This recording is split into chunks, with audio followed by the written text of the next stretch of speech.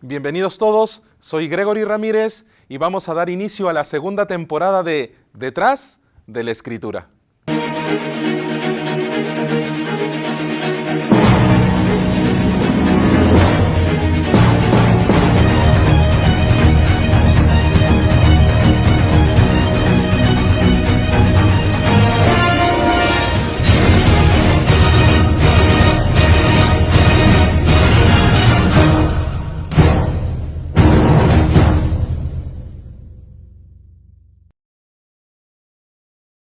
¿La salvación se puede perder?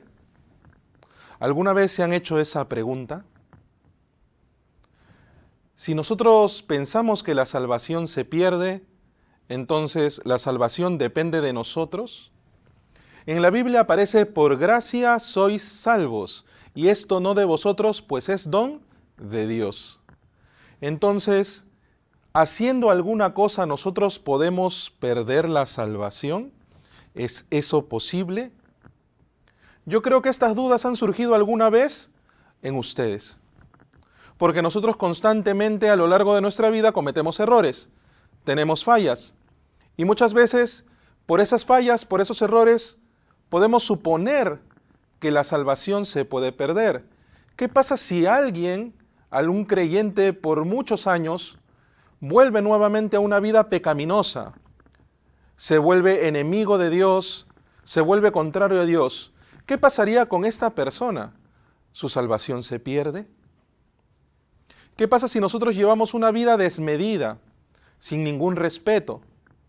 Sobreabundamos en pecado, nos convertimos en un estado peor a nuestro estado inicial. ¿Nosotros perderemos la salvación?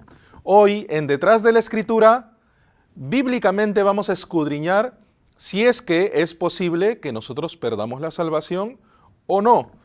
Y nos vamos a basar en algunos versículos que muchos teólogos utilizan para poder argumentar que la salvación se puede perder. En primer lugar, vamos a buscar Hebreos capítulo 10, el versículo 26 y 27.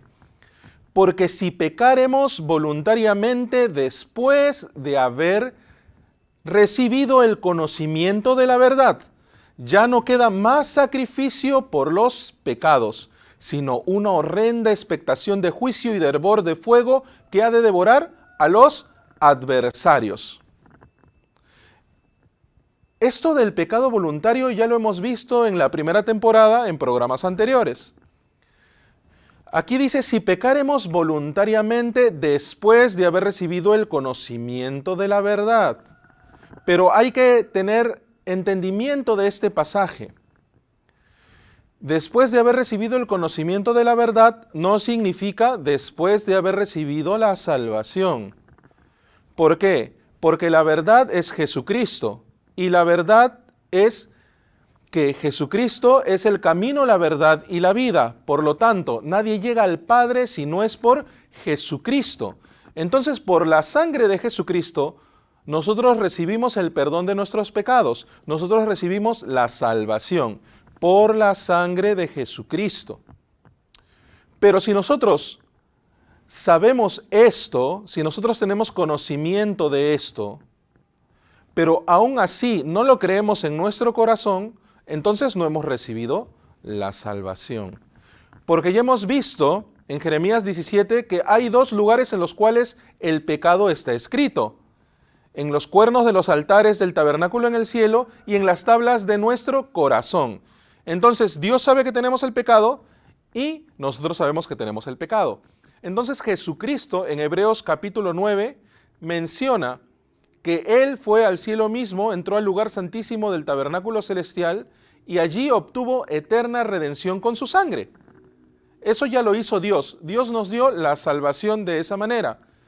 El pecado en el cielo fue borrado de esa manera por Jesucristo, pero en las tablas de nuestro corazón, nosotros a través del Evangelio, por la fe, creyendo en la obra de Jesucristo, esa salvación se cumple en nuestro corazón. Por tal motivo, el conocimiento de la verdad no significa haber recibido la salvación. Quiere decir de que alguien nos anunció el Evangelio, nosotros escuchamos que Jesucristo hace más de 2000 años murió por nuestros pecados. Pero aún así, escuchando este contenido, nosotros decimos, pero yo aún tengo pecado, yo aún soy pecador. Yo tengo que hacer algo para solucionar mi pecado. De esa manera, nosotros podemos entender este pasaje de la Biblia. No significa que si nosotros, después de haber recibido la salvación, pecamos nuevamente, esta salvación se pierde y por lo tanto tendremos una horrenda expectación de juicio y de hervor de fuego que ha de devorar a los adversarios. No. Esta horrenda expectación de juicio y de hervor que ha de devorar a los adversarios no es para los hijos, es para aquellas personas que aún no han recibido la salvación. Hay otro pasaje que aparece en 2 de Pedro, capítulo 2, el versículo 20 al 22. Dice, ciertamente, si habiéndose ellos escapado de las contaminaciones del mundo por el conocimiento del Señor y Salvador Jesucristo, enredándose otra vez ellos en ellas, son vencidos. Su postrer estado viene a ser peor que el primero, porque mejor les hubiera sido no haber conocido el camino de la justicia, que después de haberlo conocido, volverse atrás del santo mandamiento que les fue dado. Pero les ha acontecido lo del verdadero proverbio: el perro vuelve a su vómito y la puerca lavada a revolcarse en el cieno. Nuevamente, como en el pasaje anterior de Hebreos, en 2 de Pedro capítulo 2, se menciona, habiendo ya escapado de las contaminaciones del mundo por el conocimiento del Señor y Salvador Jesucristo. Esa es una persona que está congregando la iglesia. Esa es una persona que está caminando con los creyentes, porque ha escapado de las contaminaciones. Quiere decir que físicamente ha cambiado su vida. Como vivía antes, ya no es como vive ahora, porque ya tuvo el conocimiento del Señor y Salvador Jesucristo, pero nuevamente se enreda en su estado anterior.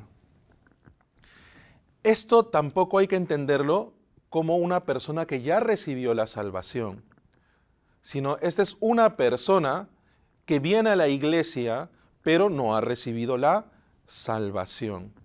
¿Por qué? Al final de este pasaje dice, el perro vuelve a su vómito, la puerca lavada a revolcarse en el cieno.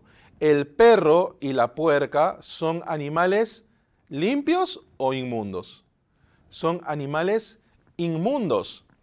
Entonces, claramente en la Biblia nosotros podemos diferenciar del hijo y de aquel que no es el hijo. Nosotros tenemos la parábola del hijo pródigo. No es la parábola del puerco o del cerdo pródigo. Por eso nosotros tenemos que tener un claro entendimiento de a qué se refiere Dios en cada pasaje de la Biblia. A un hijo de Dios jamás Dios le va a llamar perro o puerco, porque el perro y puerco no es hijo, porque el hijo tiene que tener la misma naturaleza del padre. Entonces, si en este pasaje, aquellos que regresan a su estado anterior, aquellos que vuelven a esa condición anterior, los está comparando con perros y puercos, no puede referirse a un hijo de Dios. Quiere decir de que no está haciendo alusión a los que recibieron la salvación. Por lo tanto, el volver a este estado no significa perder la salvación, sino que nunca esta persona recibió la salvación correctamente. No recibió la salvación verdaderamente. Simplemente acompañaba a la iglesia, congregaba a la iglesia, pero en su corazón nunca se cumplió la eterna redención por medio de la obra y sangre de Jesucristo. ¿Qué dice el apóstol Pablo? En Romanos capítulo 6, el versículo 1 y 2 dice, ¿qué pues diremos? ¿Perseveraremos en el pecado para que la gracia abunde? En ninguna manera, porque los que hemos muerto al pecado, ¿cómo viviremos aún en él? Entonces, si una persona tiene una actitud en la cual, yo ya recibí la salvación, entonces eso me da la licencia para yo hacer lo que quiera. Voy a vivir como quiero porque ya fui perdonado de mis pecados. Si una persona actúa de esa manera, quiere decir que en su corazón no se ha cumplido la salvación. Un justo puede tener errores, puede tener fallas, ¿Un justo puede cometer pecados? Sí. Jesucristo ya pagó la paga del pecado pasado, presente y futuro, es correcto. Pero nosotros teniendo ese conocimiento de la verdad, sabiendo acerca de la obra de Jesucristo, nosotros no podemos decir, bueno, entonces yo voy a vivir peor que vivía antes. Si yo reacciono de esa manera, significa que la salvación en mi corazón no se ha cumplido. Porque si la salvación en mi corazón se cumple, significa que yo estoy muerto al pecado. Quiere decir que el pecado no se enseñorea de mi vida. Quiere decir que yo soy guiado por la obra, por la mano de Jesucristo. Muchos consideran a Judas Iscariote como un ejemplo de alguien que perdió la salvación, porque Judas fue discípulo de Jesucristo, caminó al lado de Jesucristo, sin embargo, al final entregó a Jesucristo en manos de los fariseos escribas para crucificarle. Vamos a buscar en Mateo capítulo 27 los versículos del 3 al 5. Entonces Judas, el que le había entregado, viendo que era condenado, devolvió arrepentido las 30 piezas de plata a los principales sacerdotes y a los ancianos, diciendo, yo he pecado entregando sangre inocente. Mas ellos dijeron, ¿qué nos importa a nosotros? Allá tú. Y arrojando las piezas de plata en el templo, salió y fue y se ahorcó. Entonces, acá dice, devolvió arrepentido. Nosotros sabemos que para recibir el perdón de los pecados, en primer lugar tenemos que arrepentirnos. Pero este arrepentimiento de Judas fue un arrepentimiento de un acto que él cometió. Pero si nosotros leemos versículos, capítulos antes de este, nosotros vemos que fue el diablo quien entró en el corazón de Judas para entregar a Jesucristo. Entonces, entregar a Jesucristo no lo hizo Judas, fue Satanás. Fue el pecado que había en el corazón de Judas que lo arrastró a cometer ese acto, a entregar a Jesucristo. Entonces, si Judas dice, yo he entregado sangre inocente, significa que él no tiene el verdadero arrepentimiento, porque él no conoce su condición. Nosotros en la temporada anterior hemos hablado acerca que el apóstol Pablo dice, no hago el bien que quiero, sino el mal que no quiero, eso hago. Entonces ya no lo hago yo, sino el pecado que mora en mí. Entonces el verdadero arrepentimiento no es un arrepentimiento acerca de los actos que uno comete, sino reconocer mi condición delante de Dios. Yo estoy muerto delante de Dios. Yo, por herencia de Adán, nací en este mundo con pecado. De mí solamente sale lo malo. Yo no puedo hacer nada más, por eso necesito de un Salvador. No significa que yo cometo algo malo y por eso tengo que arrepentirme. Aparte, el arrepentimiento verdadero conduce a la vida eterna, porque con el arrepentimiento uno recibe el perdón de los pecados, uno recibe la vida eterna. Entonces, si la consecuencia de un arrepentimiento es un suicidio, si la consecuencia de un arrepentimiento es la muerte, entonces ese arrepentimiento no puede ser verdadero. En conclusión, Judas nunca fue salvo. ¿Caminó con Jesús? Sí, pero nunca se cumplió la salvación perfecta en su corazón. De haber sido así, nunca se habría matado. La salvación no depende de mí.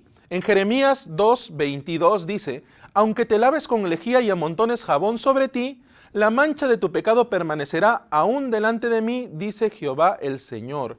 Eso significa que haga lo que yo haga, yo no puedo solucionar por mí mismo mi pecado. Yo necesito que alguien lo solucione, alguien que tenga el poder para hacerlo. Ese alguien es Jesucristo. En Hechos capítulo 3, versículo 19 dice, así que arrepentíos y convertíos para que sean borrados vuestros pecados, para que vengan de la presencia del Señor tiempos de refrigerio. Arrepentíos, ¿para qué? Para que sean borrados vuestros pecados. El arrepentimiento nunca es para muerte. El arrepentimiento verdadero es para vida eterna, para que mis pecados sean borrados perfectamente. Y eso no depende de mí, es 100% por la obra de Jesucristo. En Isaías 1:18 dice, venid luego, dice Jehová, y estemos a cuenta. Si vuestros pecados fueren como la grana, como la nieve, serán emblanquecidos. Si fueren rojos como el carmesí, vendrán a ser como blanca lana. Dice, venid luego, dice Jehová, y estemos a cuenta. A cuenta significa, ya no me debes nada. Quiere decir que delante de Dios la deuda está saldada. Esto es obra de Dios. Dios envió a Jesucristo para tal motivo. Hay otro pasaje de la Biblia que menciona, ¿debo perseverar para ser salvo? En San Mateo 10:22 dice, y seréis aborrecidos de todos por causa de mi nombre, mas el que persevere hasta el fin, éste será salvo. Significa que yo hasta el último día de mi vida tengo que perseverar para que al final yo sea salvo. Algunos piensan de que por ese motivo la salvación depende de mí, pero tal aseveración no tiene pies ni cabeza. ¿Cómo la salvación puede depender de mí? Acabamos de ver que aunque me lave con lejía y amontone jabón sobre mí, yo no puedo solucionar el problema de mi pecado. Entonces la salvación de ninguna manera puede depender de mí, no puede depender de mi obra, de lo que yo haga. Entonces, ¿qué significa este versículo? No significa que yo tengo que perseverar para ser salvo. Significa que yo tengo que ser salvo para que Jesucristo morando en mi corazón me haga perseverar. Aquí se habla de una salvación. Pero si yo ya fui salvo del pecado, ¿a qué salvación se refiere? Vamos a pensar, ¿qué es la salvación de la vida? Busquemos en 1 de Pedro, capítulo 2, los versículos 2 y 3. Dice, desead como niños recién nacidos la leche espiritual no adulterada, para que por ella crezcáis para salvación, si es que habéis gustado la benignidad del Señor. Haber gustado la benignidad del Señor significa haber recibido la salvación del pecado. Esa es la salvación del pecado. Con la sangre de Jesucristo, Jesucristo limpió mi pecado pasado, presente y futuro y me dio eterna redención. Pero dice, desead como niños recién nacidos. Quiere decir que ya nací de nuevo, como dice la Biblia. Tenemos que nacer de nuevo. Eso es sinónimo de recibir la salvación, ser nueva criatura en Cristo Jesús. Dice, desead como niños recién nacidos. Si ya nací, significa que ya recibí la salvación. La leche espiritual no adulterada para que por ella crezcáis para salvación. Aquí se menciona una segunda salvación. ¿A qué salvación se refiere? Esta es la salvación de la vida. Significa que yo, una vez que recibo la salvación de mi pecado, estando Jesucristo y el Espíritu Santo morando en mi corazón, yo sigo la dirección de Dios a través de Cristo y el Espíritu Santo en mi corazón. Quiere decir que mi vida la dejo en manos de Dios. Dios dirige mi vida. Esa es la salvación de la vida. Entonces, perseverar hasta el final no es para yo recibir la salvación de mi pecado, sino para yo recibir la salvación de la vida, para que vaya creciendo espiritualmente, para que vaya madurando espiritualmente, para yo convertirme en un hombre de fe cada vez mejor día a día. Por eso, hoy en Detrás de la Escritura, hemos visto acerca de que si la salvación se pierde. La salvación no se pierde, porque la salvación nos la entregó Dios. Por gracia sois salvos, y esto no de vosotros, es don de Dios. Y si la salvación se pudiera perder, significa que esta salvación no es perfecta. Y si no es perfecta, Dios no es perfecto. Entonces entraríamos en una contradicción. La salvación no se pierde. Si uno recibe verdaderamente la salvación a través de un verdadero arrepentimiento, ese perdón de pecados no solamente se cumple en el cielo, también se cumple en las tablas de nuestro corazón. Hoy en Detrás de la Escritura hemos podido ver que los pasajes que revisamos al inicio no se trata de salvos que perdieron la salvación, sino personas que habiendo escuchado este evangelio no se cumplió en su corazón, por lo tanto nunca recibieron la salvación, tal como fue el caso de Judas Iscariote. Por eso la salvación no se pierde. Si ustedes tienen dudas acerca de este programa, acerca de lo que hemos desarrollado en este programa, no duden en escribirnos a nuestras redes sociales que aparecen a continuación. Nos vemos en una siguiente oportunidad. Conmigo fue hasta aquí. Esto fue Detrás de la Escritura.